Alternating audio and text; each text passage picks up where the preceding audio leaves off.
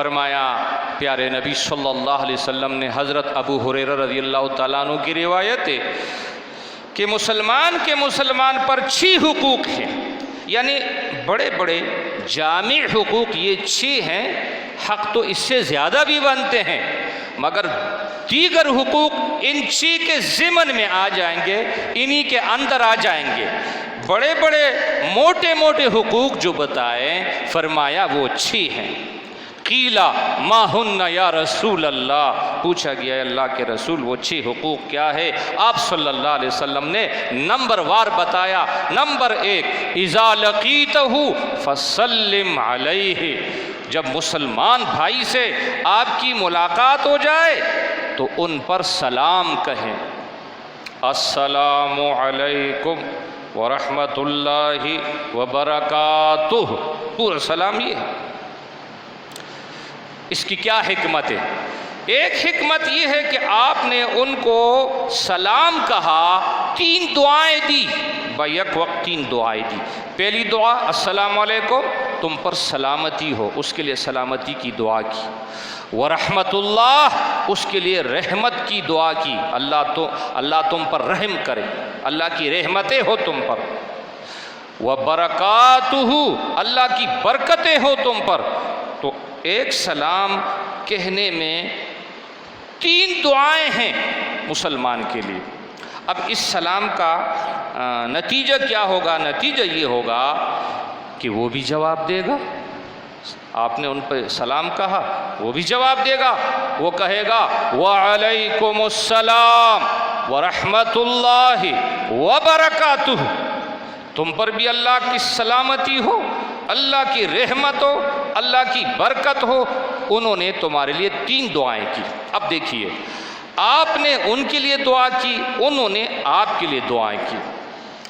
اور مسئلہ یہ ہے کہ انسان بعض دفعہ اپنی ذات کے لیے دعا کرتا ہے لیکن قبول نہیں ہوتی، لیکن جب کوئی مسلمان دوسرے مسلمان کے لیے دعا کرتا ہے وہ قبول ہوتی، وہ قبول ہوتی ہے۔ آپ نے اس کے لیے دعا کی، اس کے حق میں وہ دعا قبول ہوگی۔ اس کا نتیجہ کیا ہوا؟ آپ کا بھی فائدہ ہوا، اس نے بھی دعا کی وعلیکم السلام، وہ آپ کے حق میں قبول ہوگی۔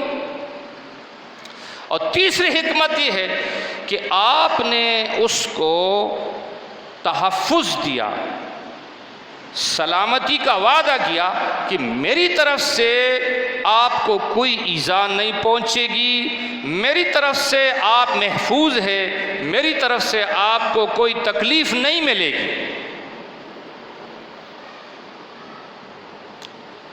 اللہ کے پیارے نبی صلی اللہ علیہ وسلم نے فرمایا کہ تم آپس میں محبت کرو، یہ ایمان کی نشانی ہے۔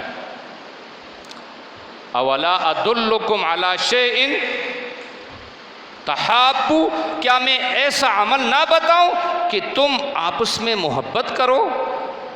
فرمایا افشوا السلام، سلام کو عام کرو، اس سے تمہارے درمیان محبت پیدا ہوگی۔ محبت، جتنا آپ سلام کریں گے، مسلمان کو سلام کہیں گے تو اس سے کیا ہے؟ تعلق بڑھے گا، محبت بڑھے گی، محبت بڑھے گی۔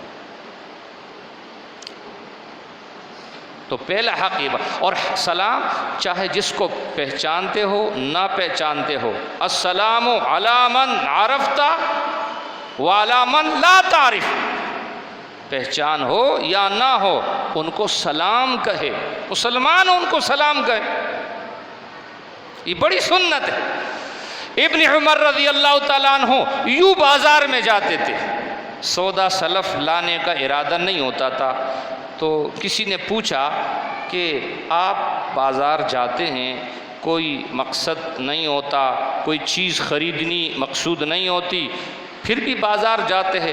فرمایا میں اس سلام کی سنت کو عام کرنے کے لیے جا رہا ہوں۔ بازار روانہ ہو گیا، فلاں صاحب ملے، السلام علیکم، تھوڑا آگے گیا، السلام علیکم، آگے گیا، السلام علیکم، واپسی میں آئے کوئی نئے بندے ملے، السلام علیکم، السلام علیکم، گھر واپس آیا۔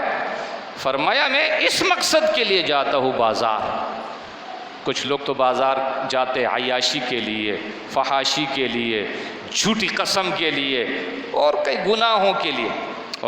ابن عمر فرماتے رضی اللہ تعالیٰ عنہ، میرا مقصد یہ ہے کہ سنت کی سلام عام ہو جائے، اس مقصد کے لیے میں جا رہا ہوں۔ تو پہلا حق یہ بتایا ہے کہ مسلمان سے ملے تو سلام کہے۔ نمبر 2، وَإِذَا دَعَاكَ فَأَجِبْهُ، جب اس نے آپ کی دعوت کی تو اس کو قبول کرو۔ کسی غریب آدمی نے دعوت کی تب بھی قبول کرو، امیر نے کی تب بھی قبول کرو۔ یہ نہیں کہ بھائی کسی امیر نے دعوت کی تو اس میں خوب بریانی اور کوفتے اور پتہ نہیں جو ہے نا ٹکا چکن اور پتہ نہیں کیا کیا ہوگا، مجھے جانا چاہیے۔ وہ غریب آدمی کے گھر میں کیا دال ہوگی، لہذا میں نہیں جاؤں گا۔ فرمایا یہ ذہن نہ رکھو، یہ حق ہے، اس نے آپ کو دعوت دی، چاہے سو کی روٹی کیوں نہ ہو، آپ اس کی دعوت کو قبول فرما لے۔ پیارے نبی صلی اللہ علیہ وسلم نے فرمایا اگر مجھے کوئی دعوت دے اور بکری کی ٹانگ کا یا ایک کھر کی طرف بلائے تب بھی میں جاؤں گا۔ اور ایک صحابی نے آپ صلی اللہ علیہ وسلم کی دعوت کی، اس میں لوکی کدو یہی تھا، آپ نے قبول فرما دی، غریب کی دعوت بھی قبول فرما دی۔ تو فرمایا کسی نے محبت سے دعوت کی، آپ اس کو قبول کر لیجئے، بشرطے کہ اس کی آمدنی حلال کی ہو۔ اگر آپ کے علم میں ہے کہ اس کی ساری آمدنی حرام کی ہے پھر تو قبول نہ کرے، بہانہ کرے۔ یا وہاں اس نے دعوت کی اور وہاں گناہ کا کام ہو رہا ہے، بے حیائی کا کام ہو رہا ہے، فحاشی کا کام ہو رہا ہے، بے شک آپ اس دعوت میں نہ جائے۔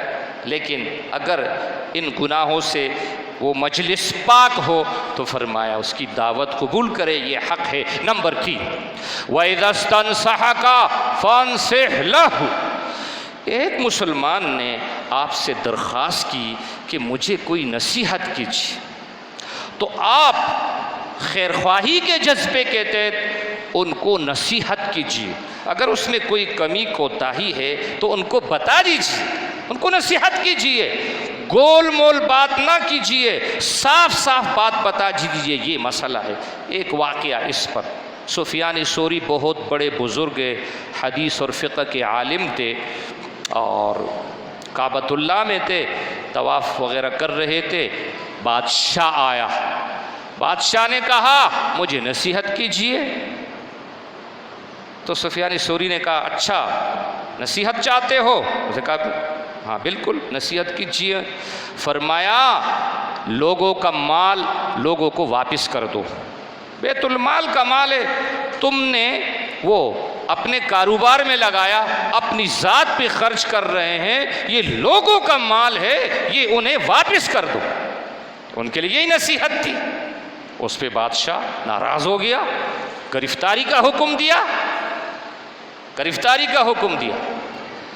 امام احمد ابن حنبل اور عبداللہ ابن مبارک بھی اس موقع پر موجود تھے، وہ پریشان ہو گئے اور سفیان ثوری سے کہا کہ پتہ نہیں آپ نے کون سی ایسی بات کہی ہے جس کی وجہ سے اب آپ کی گرفتاری عمل میں لائی جائے گی۔ حضرت سفیان ثوری نے کہا کہ مجھ سے یہ کہا گیا تھا کہ نصیحت کر لو، میں نے خیر خواہی کے جذبے کے تحت نصیحت کی، میں مطمئن ہوں۔ غلاف کعبہ پکڑ لیا اور کہا یا رب تجھے معلوم ہے کہ میں نے اخلاص کے ساتھ نصیحت کی ہے تیری رضا کے لیے، جو پولیس آ رہی ہے آنے سے پہلے پہلے ختم ہو جائے۔ چنانچہ وہ ختم، جو پولیس آ رہی تھی پہلے پہلے آنے سے وہ مر گئی، ختم ہو گئی پولیس۔ اب نے دیکھا انہوں نے نصیحت کی، گول مول بات نہیں کی۔ تو کوئی مسلمان آپ سے کوئی نصیحت چاہتا ہے مجھے نصیحت کر لے تو ان کے مناسب جو بھی نصیحت ہو خیر خواہی کے جذبے کے تحت وہ نصیحت کرنی چاہیے، یہ بھی حق ہے۔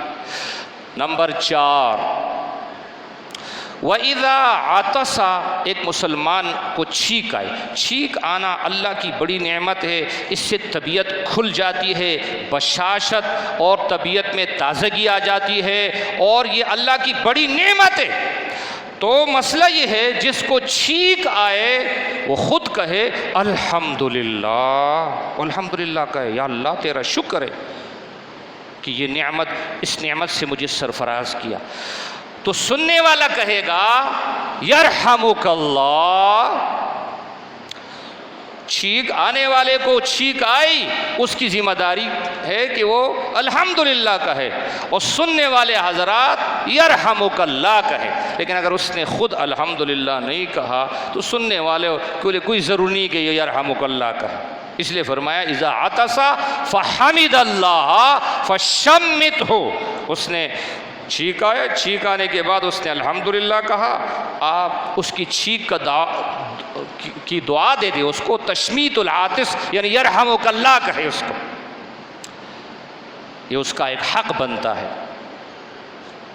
آگے نصیحت فرمایا وَإِذَا مَرِضَ، آپ کا مسلمان بھائی مریض ہو گیا۔ ہمارے ہاں عام عادت یہ ہے کہ اگر کوئی رشتہ دار ہے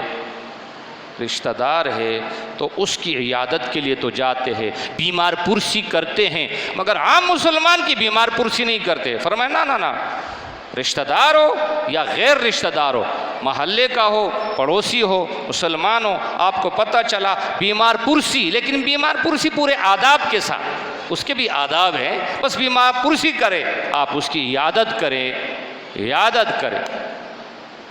اذا مرض فعودہ، بیمار ہو جائے اس کی عیادت کرے، بہت بڑا ثواب ہے۔ ایک حدیث میں آتا ہے جو صبح بیمار کی عیادت کے لیے جائے 70,000 فرشتے اس کے لیے شام تک دعا کرتے ہیں، اور جو شام کو کسی بیمار کی عیادت کرے تو 70,000 فرشتے اس کے لیے صبح تک دعا کرتے ہیں۔ وَكَانَ لَهُ خَرِيفًا فِي الْجَنَّةِ، جنت میں اس کو ایک باغ مل جائے گا، باغ۔ کتنی بڑی فضیلت کی بات ہے۔ اچھا، یہ سب بیمار پرسی، عیادت اللہ کی رضا کے لیے ہو، نمود نمائش کے لیے، شہرت کے لیے نہ ہو، کسی لالچ کے لیے نہ ہو، اللہ کی رضا کے لیے ہو، کسی بدلے کے لیے نہ ہو، وہ میری عیادت پہ آیا میں وہاں جاؤں گا، ایسا نہ ہو۔ یہ سب چیزیں اللہ کی رضا کے لیے ہے۔ آگے فرمایا آخری حق وَإِذَا مَاتَ فَاتَّبِعْهُ، موت تو آنی ہے نا، موت کے بعد بھی حق ہے۔ اگر کسی کی موت واقع ہو گئی فاتبعہ، اس کے نماز جنازہ میں شریک ہو جاؤ۔ نماز جنازہ تو فرض کفایہ ہے، کچھ لوگوں نے ادا کی تو سب کی طرف سے ادا ہو جائے گی، لیکن یہ یاد رکھیے جب جنازہ حاضر ہو، اعلان ہو جائے اور آپ بھی حاضر ہیں تو پھر فرض عین ہے، پھر فرض کفایہ نہیں۔ مثال کے طور پر مسجد میں اعلان ہوا کہ بھائی بقیہ نماز کے بعد نماز جنازہ ہے، سب نے یہ بات سن لی، اب کچھ لوگ جو ہے نا جلدی سے نماز پڑھ کے سنتیں چھوڑ کے بھاگ جاتے ہیں، یہ غلط بات ہے۔ اب یہ فرض چھوڑ رہا ہے، حاضر جنازہ ہے، آپ اس میں شرکت کریں۔ ہاں اگر جنازہ جو ہے کہیں دور ہے، ناظم آباد میں ہے یا نیو کراچی میں ہے، اور آپ کہتے ہیں چلو چند لوگ گئے میں نہیں جا سکتا، تو چلو کوئی حرج کی بات نہیں ہے، لیکن یہاں مسجد میں اعلان ہو گیا، آپ نے کانوں سے سنا اور جلدی میں بھاگ گئے، ایسا نہیں ہے، وہ پھر تو فرض عین ہو جاتا ہے۔ تو یہ ایک حق ہے۔ پھر اسی طرح قبرستان جانا بھی ایک حق ہے۔ حدیث میں آتا ہے جس نے نماز جنازہ میں شرکت کی اس کے لیے 1 قرات ہے، اور نماز جنازہ میں شرکت کے ساتھ ساتھ قبرستان بھی گیا، مٹی میں بھی شریک ہوا تو اس کے لیے 2 قرات ہے۔ اور قرات کیا ہے؟ مثل احد، وہ احد پہاڑ کی طرح ہے، احد پہاڑ کی طرح ہے۔ تو صحابی نے فرمایا کہ یہ حدیث ہم نے دیر سے سنی، ہم نے تو بہت ثواب ضائع کیا، ہم تو صرف نماز جنازہ میں شرکت کرتے رہے، ہمیں یہ اندازہ نہیں تھا کہ قبرستان جانے کی بھی اتنی فضیلت ہے۔ قبرستان جائے تو 2 قرات ملیں گے۔ اب 2 قرات کتنے ہو گئے؟ 2 جبل احد، 2 پہاڑوں، احد کے پہاڑ کے ثواب ہوگا۔ اس میں بھی یہی بات ہے کہ خالص اللہ کی رضا ہو، کوئی بدلہ نہ ہو، کوئی نمائش نہ ہو، کوئی شہرت نہ ہو۔ اللہ تعالی ہمیں مسلمانوں کے حقوق ادا کرنے کی توفیق نصیب فرمائے، خاص طور پہ جو پیارے نبی صلی اللہ علیہ وسلم نے یہ 6 حقوق بتا دیے ہیں۔ وآخر دعوانا ان الحمد للہ رب العالمین۔